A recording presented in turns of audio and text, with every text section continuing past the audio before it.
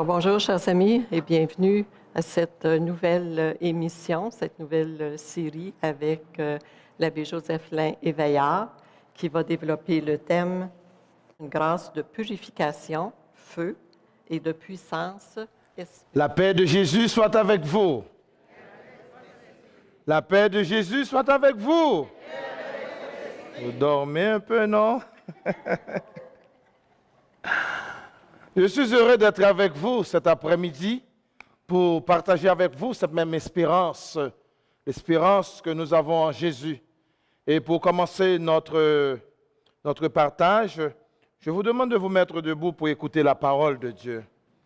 Ça, je vais le prendre dans 1 Pierre, chapitre 3, verset 4. 1 Pierre, chapitre 3, verset 4. Verset 10.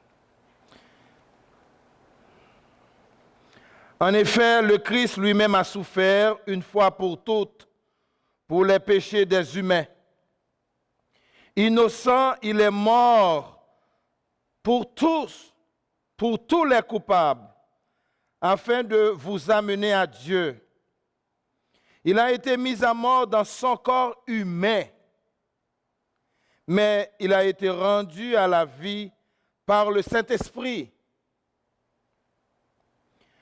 Par la puissance de cet esprit, il est même allé prêcher aux esprits emprisonnés, c'est-à-dire à ceux qui autrefois se sont opposés à Dieu.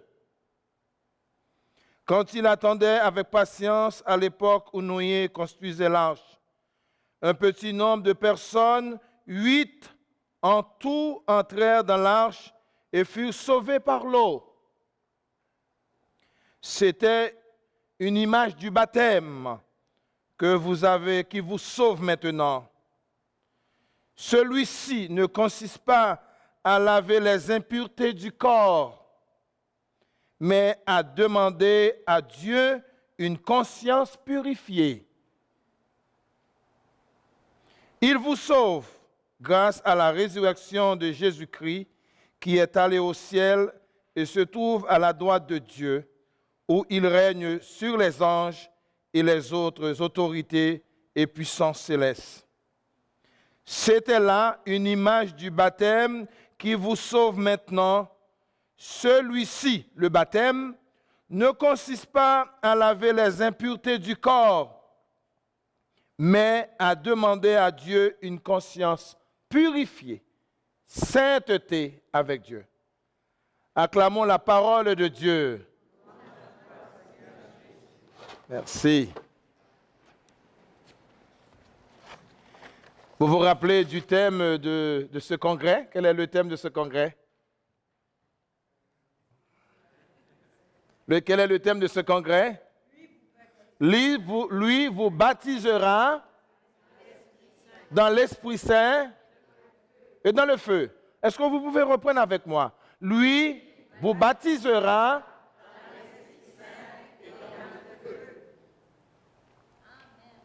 Alors, lui, qui est celui? Qui est celui? Jean-Baptiste baptisait pour le baptême de la conversion. Le baptême de la conversion. Le baptême de la repentance. Ça, c'est l'homme Jean-Baptiste. Et c'est pourquoi il porte son nom. Baptiste, baptême.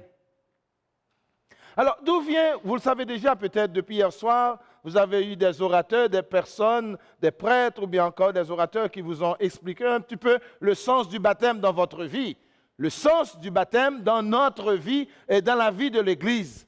Et c'est pourquoi j'ai lu ce texte. Le texte que j'ai lu, nous allons retourner pour approfondir le sens de la Pentecôte, le sens de Jésus comme sauveur dans notre vie. C'est très important. Alors je vous demande de vous ouvrir, de laisser l'Esprit Saint nous ouvrir cet après-midi par sa puissance, Laissez Dieu entrer dans notre vie cet après-midi. Et à la fin de cette célébration, ce soir, nous pouvons dire, oui, nous avons été comblés, nous avons été baptisés, nous avons reçu la force de l'Esprit Saint en nous. Hein, c'est ce que nous sommes venus faire ensemble ce soir. Dire, Seigneur, à la fin de cette célébration, nous avons été touchés par ta puissance. Nous avons été touchés par ton Esprit Saint. Et c'est le baptême du Saint-Esprit que Jésus va nous donner ce soir.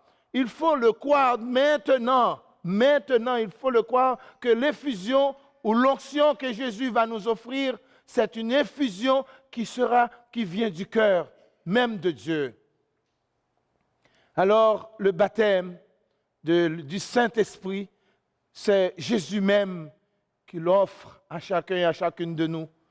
Et ce soir, nous pouvons dire ensemble, Seigneur, que ton Esprit Saint, ton Esprit d'amour, ton Esprit de feu puisse communiquer à ton Église aujourd'hui, en 2019, ce même feu, cette même flamme, cette même puissance, pour que l'Église d'aujourd'hui reprenne sa fierté, sa grandeur, sa présence dans notre monde d'aujourd'hui. Alors, comme je l'ai dit, Jean-Baptiste baptisait dans l'eau, le baptême de conversion, baptême de pénitence. Il y avait 3 étapes, 3 éléments importants pour le baptême de Jean-Baptiste. C'est quoi la première chose? C'est la repentance. Vous reconnaissez que vous avez commis des fautes, des péchés. Vous reconnaissez ça, c'est la repentance. C'est reconnaître en soi-même qu'il s'est passé des choses, des éléments, des blessures, des péchés dans votre vie. Premier élément, le baptême de Jean-Baptiste. Deuxième élément, c'est reconnaître en public devant le peuple que voilà ce que j'ai fait. Hein? Voilà ce que j'ai commis contre Dieu. C'est le deuxième élément du baptême de Jean-Baptiste. Et troisième élément de Jean-Baptiste, c'est de prendre des résolutions, hein? Un changement dans votre vie. Et ça prend la connaissance, ça prend une certaine connaissance de la parole de Dieu pour nous amener à ce changement. 3 éléments, je vais le répéter, 3 éléments, la repentance, reconnaître les péchés, les éléments de votre qui vous ont fait détourner de Dieu, qui ont blessé Dieu, parce que le péché, c'est une blessure contre l'amour de Dieu. Deuxième élément, en public, vous dites exactement ce que vous avez fait. Et troisième élément, c'est le détour, la conversion du cœur. Et pour entrer dans cette conversion du cœur, ça nous permet d'entrer dans une nouvelle vie, une nouvelle existence. C'est ce qu'on appelle une nouvelle créature avec Dieu. Et cet après-midi, j'aimerais que nous refassions ce même exercice pour regarder du fond du cœur. Qu'est-ce que Dieu me demande à changer, à améliorer dans ma vie, à se détourner dans ma vie? Hein? C'est un exercice. Hein? On n'est pas tous ici des saints et des saintes. On est dans ce chemin. On est ensemble dans cette voie pour trouver notre sainteté. Alors, frères et sœurs, tout d'abord, le baptême de Jean-Baptiste me permet de me regarder intérieurement et prendre le chemin du détour, le chemin de la conversion. Et Jean baptisait, une fois que ces personnes reconnaissent qu'ils ont commis des péchés, qu'ils veulent engager avec Dieu, baptisés. Il les baptise. Alors, s'il n'y a pas un engagement de ces gens qui vont recevoir le baptême de la conversion, le baptême de l'eau, Jean ne les baptise pas. C'est pourquoi il y eut des pharisiens, des sadducéens qui n'ont pas eu ce baptême de Jean parce que leur cœur était endurci et ils n'avaient pas trouvé cette grâce de purification que Dieu puisse entrer dans leur cœur. Ça, c'est le baptême de Jean-Baptiste. Pendant que Jésus lui-même recevait son baptême, Jean-Baptiste lui demandait, moi, maître, moi, comment puis-je baptiser toi-même? Jean-Baptiste dit, je ne suis pas digne de te recevoir, même de faire les sandales de tes souliers. Et c'est dans ce même élan de Jean-Baptiste, eh bien, Jean-Baptiste dira au peuple, moi, je vous baptise dans l'eau, je vous baptise, mais lui, il vous baptisera dans le Saint-Esprit. Ça, c'est autre chose. Baptisé dans le Saint-Esprit, c'est reconnaître tout d'abord Jésus. Qui n'a pas connu Jésus? Qui n'a pas connu Jésus ne peut pas recevoir le baptême du Saint-Esprit. Parce que c'est Jésus le boss. C'est Jésus lui-même qui donnera ce baptême. Lui vous baptisera. Ce n'est pas un prêtre, ce n'est pas un évêque, ce n'est pas un pasteur. C'est qui donnera ce baptême du Saint-Esprit? C'est Jésus lui-même. C'est lui le boss. Alors ce soir, moi j'aimerais que nous prenions le temps pour dire dans ma vie comme chrétien et chrétienne, est-ce que j'ai laissé la place à Jésus pour me baptiser? Est-ce que j'ai laissé la place à l'Esprit Saint d'entrer dans ma vie et voir les fruits de l'Esprit Saint dans ma vie? Alors c'est une première étape dans notre cheminement ce soir. Et si nous voulons arriver vraiment à faire de notre baptême, un lieu où Dieu vient habiter, une place où Dieu veut habiter dans notre vie, il faut tout d'abord accepter Jésus dans votre vie. Il faut que Jésus soit le maître de votre vie. Il faut que nous ayons ensemble, dire ensemble cette parole de Pierre. Seigneur, à qui irions-nous? Tu as les paroles de la vie éternelle. Est-ce que les paroles de Jésus sont le fondement même de votre vie? Est-ce que Jésus est à la première place dans votre vie? Qu'est-ce qu'il représente pour vous? Un idéologue? Un philosophe? Qu'est-ce que Jésus représente pour notre temps aujourd'hui? Est-ce que nous prions et nous intercédons ce Fils de Dieu comme sa parole qui est venue nous révéler son vrai visage, le vrai visage de Dieu? Alors, premier élément pour que nous recevions le baptême du Saint-Esprit, c'est quoi? Tout d'abord, reconnaître la Seigneurie de... Et deuxièmement, élément important pour recevoir le baptême du Saint-Esprit, c'est la prière. Quelle est notre communication? Quelle est notre intimité avec Dieu? Regardons un peu plus près le texte de la Pentecôte. Les apôtres se trouvaient réunis dans la chambre haute. Qu'est-ce qu'ils faisaient? Ils ne mangeaient pas ce jour-là, je pense. Ils ne mangeaient pas. Ils étaient ensemble dans cette chambre pour prier. Prier le Seigneur, prier le Dieu de toutes sortes, prier par tous les moyens. Et les apôtres sont arrivés à trouver la grâce et la lumière de Dieu. Par l'Esprit, pas juste poussé parce que ce que moi je veux, mais cherchant à voir ce que Dieu veut pour moi, pour ma vie de chaque jour. Seigneur Jésus, on dit qu'il est le chemin, la vérité et la vie. Eh bien, demandons que par l'intercession de Marie, la Vierge Marie, la Mère de Dieu, bien, cette grâce de la disponibilité, vous et moi, pour la mission. Nous sommes ensemble cet après-midi ou ce soir pour réfléchir sur le thème « La puissance de l'Esprit Saint », la puissance de l'Esprit Saint dans notre vie. Et c'est Jésus lui-même qui nous baptise dans l'Esprit Saint. Alors, quand une église, je vais vous dire une chose très importante dans notre réflexion de ce soir, quand une communauté commence à se réveiller par le baptême du Saint-Esprit, quand les chrétiens d'une communauté reçoivent le baptême du Saint-Esprit, il y a un grand réveil dans l'Église.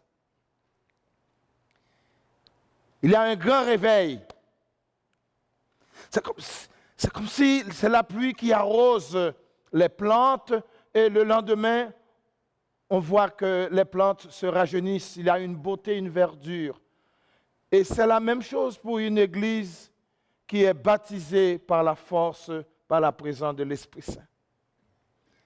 Et je trouve que c'est notre devoir, c'est notre obligation en tant que chrétiens et chrétiennes aujourd'hui de demander chaque jour à l'Esprit Saint de venir nous combler de sa présence pour que le réveil se fasse dans nos églises. Et quand une église, il y a de moins en moins de baptême dans le Saint-Esprit, nous voyons mourir la flamme. La flamme n'est plus là. Alors, peut-être la question de cet après-midi, est-ce que vous vous êtes engagé à devenir une église enflammée par la force de l'Esprit Saint? Et ce serait ça. Ce serait ça, mes amis. En 2019, voulons que ce n'est pas une église emboîtée, une église renfermée. Une église, c'est une église ouverte, guidée par la force de l'Esprit Saint. Alors, le baptême de l'Esprit Saint, qu'est-ce que ça fait dans notre vie? C'est une expérience nouvelle avec Dieu. Quand nous acceptons d'accueillir, de recevoir le baptême du Saint-Esprit, c'est une nouvelle expérience avec Dieu. Il y a une intimité avec Dieu. Il y a un engagement avec Dieu. Il y a une source. La source est toujours là, qui nous remplit chaque jour, chaque matin. Alors, le baptême du Saint-Esprit est une expérience nouvelle avec Dieu. C'est le Saint-Esprit qui met le sceau sur toi. Je te scelle pour que tu deviennes source dans ce monde. Est-ce que nous sommes prêts à laisser la place à l'Esprit Saint de nous sceller? Moi, je suis de la nature de Dieu. Je suis de Dieu. Je suis dans ce monde, mais je suis de Dieu. Et Dieu, Seigneur, ce soir, veut mettre son sceau sur toi-même. Et même si tu m'écoutes à travers la télévision, là où tu es, là où tu regardes cette émission, le Seigneur dit dans ton cœur, Seigneur, mets ton sceau sur moi. Mets ton sceau dans mon cœur. Mets ton sceau sur les personnes que tu appelles à parler en ton nom. C'est une nouvelle expérience avec Dieu. Il n'est jamais trop tard, hein? Ne dites pas que vous êtes des aînés, des personnes de cheveux blancs, là. Ça n'existe pas pour Dieu. C'est nouvelle. Est-ce que vous êtes prêts à faire une nouvelle expérience avec Dieu? Une nouvelle vie avec Dieu? Le sceau de Dieu. Le baptême du Saint-Esprit est pour ceux qui ont déjà le Saint-Esprit. Le Saint-Esprit, le baptême vient renforcer notre esprit, notre force pour la mission, pour les charismes. On a déjà le Saint-Esprit, mais le baptême du Saint-Esprit vient renforcer. Alors ce soir, nous pouvons dire, Seigneur, viens renforcer. Le Saint-Esprit que j'ai déjà, viens le renforcer. Viens mettre plus de flamme, plus d'audace. Mais des fois, on est timide, on a peur de s'avancer, on a peur de dire qui on est. Moi, je n'ai plus peur. Peut-être avant quand je me rappelle quand j'étais au grand séminaire à Montréal, j'avais eu peur, j'avais eu peur de dire, dans cette grande ville, de dire que je suis chrétien, je suis séminariste. Mais aujourd'hui, c'est la foutaise, la foutaise. Parce que mon Sauveur est plus grand que ces hommes qui m'empêchent de parler de Jésus. Mon Sauveur est plus grand. Mon Sauveur est plus important que ces hommes qui me disent que ton Jésus est foutu. Alors aujourd'hui, on a besoin des hommes et des femmes audacieux, zélés. Le sceau du Saint-Esprit doit être dans notre cœur. Et l'onction que nous allons recevoir, c'est ici. Déjà dit dans ton cœur, Seigneur, je l'ai déjà reçu. Tu es là dans mon cœur. Et tu nous envoies pour une mission avec des charismes importants pour ton peuple. Nous lisons dans la parole de Dieu, dans Jean 20, verset 22. Jean 20, verset 22. Le jour même de la résurrection du Seigneur, vous vous rappelez, qu'est-ce que Jésus a fait? Dans Jean 20, verset 22, le jour même de la résurrection du Seigneur. Il souffla sur les apôtres. Qu'est-ce qu'il a dit? Recevez l'Esprit Saint. Recevez l'Esprit Saint. Et puis, il continue. Il y a une mission après. Il y a une mission après. Quelle est cette mission? Ceux à qui vous pardonnez vos péchés, ils seront pardonnés. Il y a une mission de miséricorde. C'est ce texte que nous disons le deuxième dimanche de Pâques, dimanche de la miséricorde. Allez, au lieu d'être des vengeurs, au lieu d'être de ceux qui font la violence, Jésus demande à ses apôtres d'être son cœur miséricordieux. Allez, les péchés sont pardonnés. Allez vers les petits, les pauvres, les délaissés, ceux qui n'ont rien là. Allez. Ce n'était pas une église riche. Ce n'est pas une église des autorités. Ce n'était pas une église c'était une église inspirée par la force du Christ ressuscité. C'était une force neuve. Une force neuve qui sortait du cœur même de Dieu. Extraordinaire. Extraordinaire, le jour même de la résurrection du Seigneur, Jésus souffla sur ses apôtres, sur l'humanité. Et ce souffle encore reste toujours présent. Le souffle de Dieu est toujours présent. Il est toujours plus fort aujourd'hui. Pendant qu'on dit qu'on ferme les églises, pendant qu'on dit que les chrétiens, il y a une certaine vide, un certain vide dans nos églises, il y a moins de chrétiens ici, peut-être ici au Canada, mais le souffle du Christ ressuscité est toujours plus fort encore. Mais nous devons retrouver cette force. Nous devons retrouver l'esprit du Christ en nous. Si les chrétiens se laissent piétiner par les forces de ce monde, ça c'est autre chose. Et bien des fois, nous nous laissons piétiner. Nous nous laissons piétiner. Aujourd'hui, nous avons besoin de reprendre, de redonner à l'Église de Dieu son image, l'accueil, l'amour, le partage. Regardez les petits, les pauvres de notre communauté. Allez chercher ceux qui n'ont rien, allez chercher ceux qui n'ont pas de titre, ceux qui n'ont pas de doctorat, ceux qui ne connaissent pas la parole de Dieu. C'est à nous que Jésus confie cette Église, l'Église des petits. Alors, Jésus, le jour même de la résurrection du Seigneur, Jésus souffla sur son Église, sur l'humanité. Il leur dit, recevez l'Esprit Saint. Et dans Acte 1er, verset 8, Acte 1er, verset 8, il dit, restez en prière, restez en communion, restez ensemble, et vous allez recevoir une puissance. Vous allez recevoir une puissance. Une puissance. Qui donc, la première fois que les apôtres ont reçu cette puissance, c'était le jour de la Pentecôte. Et Jésus te donne à ses disciples et à l'humanité un engagement. Cet engagement, c'est quoi? Sortez de votre tombe, sortez de cette maison, sortez de cette haute chambre, sortez parce qu'il y a d'autres personnes qui ont besoin d'entendre la parole de Dieu, d'autres personnes qui ont besoin de connaître le cœur de Dieu, d'autres personnes qui ont besoin de connaître que Jésus est Seigneur. Voilà le message des apôtres. Celui qu'on a crucifié, celui qu'on a mis au tombeau, celui, il est vivant. Et c'était le message du jour. La puissance de Dieu. Il y a un engagement des apôtres ce jour même de la résurrection, ce jour même de la Pentecôte. Ils sont partis. Combien de personnes qui ont été converties? Combien de personnes qui ont trouvé Jésus, qui ont choisi Jésus-Christ dans leur vie? Ce jour-là, c'était combien? 3000. La première fois, c'était 3000. La deuxième fois, c'était 5000. C'était quoi? Quel était le truc? C'était quoi? Ils ont prêché, Jésus est mort, Jésus est ressuscité, il est vivant, il se trouve à la droite du Père pour nous, comme avocat.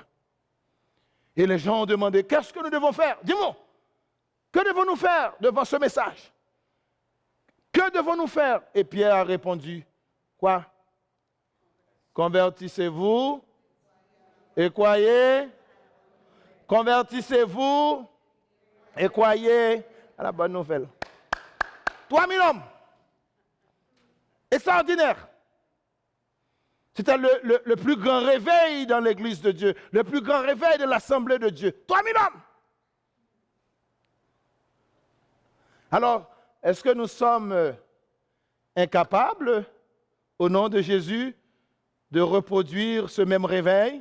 Moi, je crois qu'on est capable de le faire, mais il faut mettre du cœur. Il faut aller chercher l'Esprit Saint. Pas l'Esprit, pas mon petit esprit là, pas l'Esprit des hommes, mais l'Esprit Saint. C'est lui qui rendra son Église une Église accueillante, une Église nouvelle, une Église qui accepte d'écouter les autres, d'écouter le peuple de Dieu. Une Église qui est prête à reprendre le chemin du Seigneur. Que le Seigneur vous bénisse et que vous soyez cette Église aujourd'hui en 2019. Amen. Amen. Mon frère, il est pécheur comme moi. Et je l'accueille et je l'aime, comme Jésus l'aime. Et c'est à ça que le Seigneur nous demande de faire. C'est ça que le Seigneur nous demande de faire. Ce brasier de la charité-là vient guérir notre cœur. Il guérit le cœur de chaque chrétien si notre cœur reste ouvert au pardon. Si on reçoit le pardon et la miséricorde du Seigneur, qui sommes-nous? Qui sommes-nous pour fermer notre cœur à la miséricorde aux autres? Qui sommes-nous? Par l'Esprit, pas juste poussé parce que ce que moi je veux, mais cherchant à voir ce que Dieu veut pour moi, pour ma vie de chaque jour. Seigneur Jésus, on dit qu'il est le chemin, la vérité et la vie.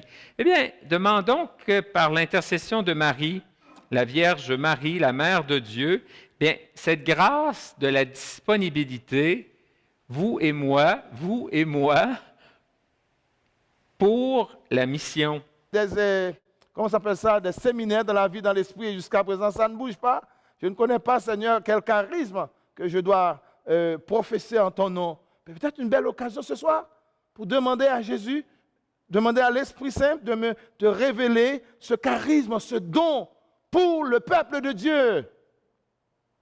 Le don pour l'humanité.